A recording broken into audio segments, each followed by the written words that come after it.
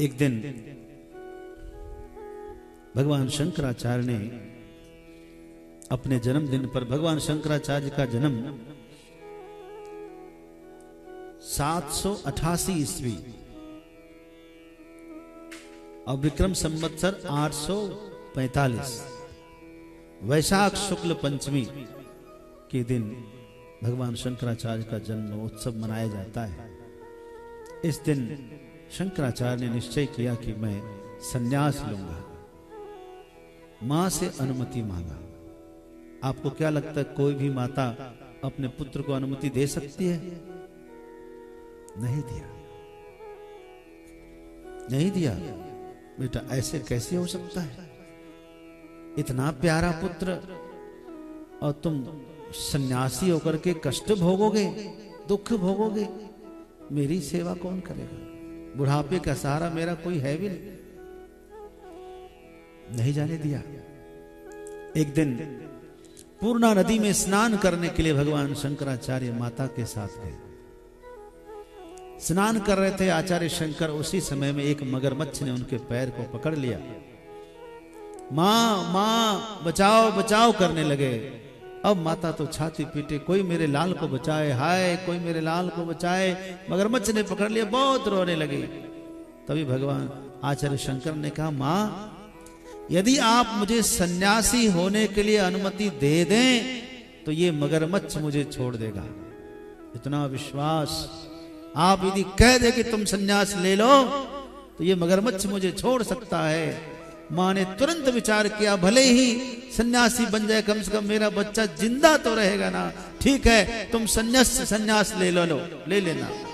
अनुमति दी, तुरंत मगरमच्छ ने छोड़ दिया। ये कैसी माया भगवान की। तुरंत बाहर आकर के आचार्य शंकर ने मां को दंडवत प्रणाम किया। मां अब अनुमति मिल गई है, मैं अब जाऊंगा। हाँ, यदा वैराग्यम सर्वेषु वस्तुषु तदैव सन्न्यसेत् अथवा अन्यथा पतितो भवेत्। शास्त्र कहता है जिस क्षण मन में समस्त वस्तुओं से वैराग्य हो जाए उसी क्षण संन्यास लेना चाहिए, अन्यथा पतन होगा। वैराग्य बहुत जरूरी है। इतना वैराग्य हुआ, उसी क्षण उस नदी के किनारे ही प्रणाम करके जाने लगे। मां की ममता उमड़ पड़ी। तुम चले जाओगे तो इस अकेली माता का अंतिम संस्कार कौन करेगा? कौन करेगा? कौन तुम्हारे पूर्वजों को पानी देगा? वचन दिया, मैं करूंगा, मैं आपका संस्कार करूंगा और मैं अपने पूर्वजों को पानी दूंगा। 10 कदम चले, फिर एक बार बोले, पुत्र हो सके तो एक बार मुझे देखने के लिए आ जाना। मां अवश्य आऊंगा। और वहां से चल दिए। सीधे वहां से चलते चलते ओंकारेश्वर आए। ओंकारेश्वर में ओंकार पर्वत पर जहां ज्योतिर्लिंग के रूप में भगवान विराजते हैं, एक तरफ ओंकारेश्वर और नर्मदा जी के दक्षिण तट पर ममलेश्वर,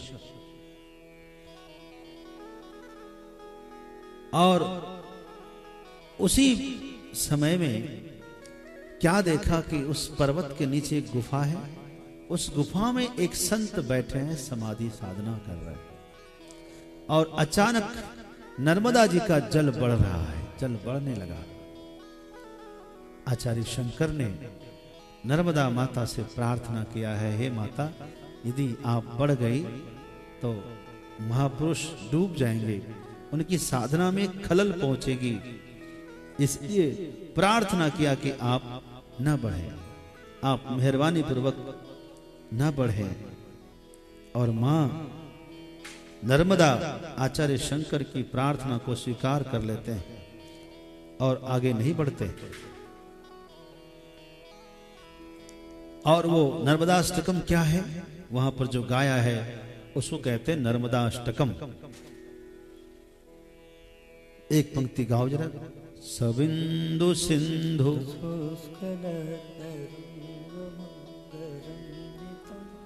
गाइए गाइए गाइए। सबिंदु सिंधु सुस्खल तरंग भंग रंजितम दुषत्सु पाप जात जात कारिवार संयुतम तांत दूत काल भूत वीतिहारिवर्मदे तुदीय पाद पंकजम नमामि देवी नर्मदे त्वदीय पाद पंकजम नमामि देवी नर्मदे त्वदीय पाद पंकजम नमामि देवी नर्मदे त्वदीय पाद पंकजम नमामि देवी नर्मदे पतंगुलीन दीन मीन देव्य संप्रदायकं कनो मनोभार हार सर्वतीर्थ नायकं सुमस्य कच्छ नग्र चक्र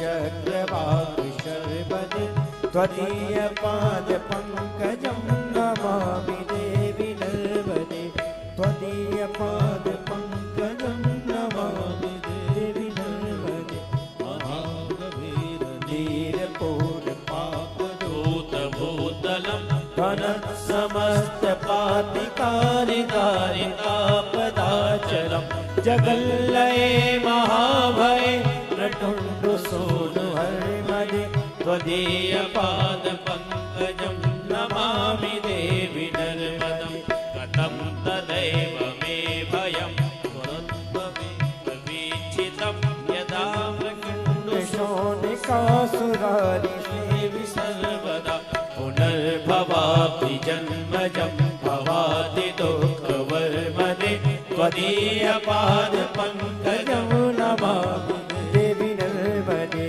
नमामि देवी नर्मदे नमामि मातु नर्मदे नमामि देवी नर्मदे नमामि मातु नर्मदे त्वदीय पाद पंकजं नमामि देवी नर्मदे त्वदीय पाद पंकजं नमामि देवी नर्मदे अलक्ष लक्ष किन्नरामरासुरादि पूजितं सुलक्ष नीर तीर धीर पक्षि लक्ष पूजितं वसिष्ठ श्रेष्ठ पिप्पलाद कर्दमादि सर्वदे त्वदीय पाद पंकजं नमामि देवी नर्मदे सनत कुमार नचिकेत कश्यपाद्रि सर्वदे रतं स्वकीय मानुषेषु नारदादि सर्वदे रविन्दुरन्ति देवदेव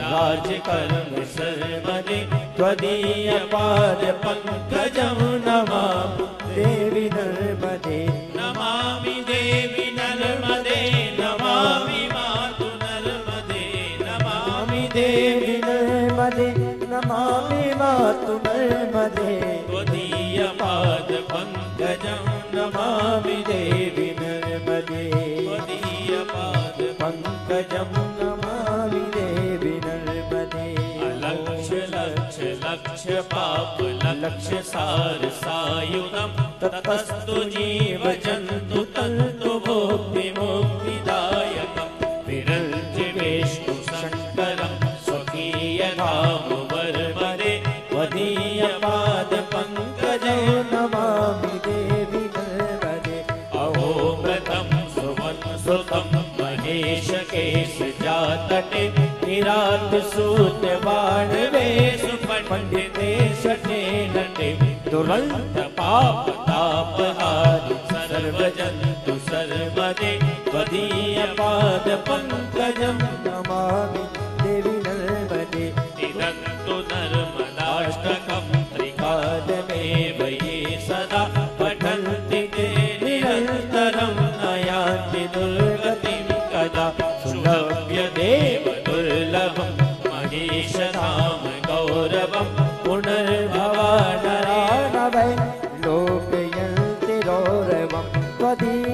पाद पंकजं भवामि देवि नर्मदे त्वदीय पाद पंकजं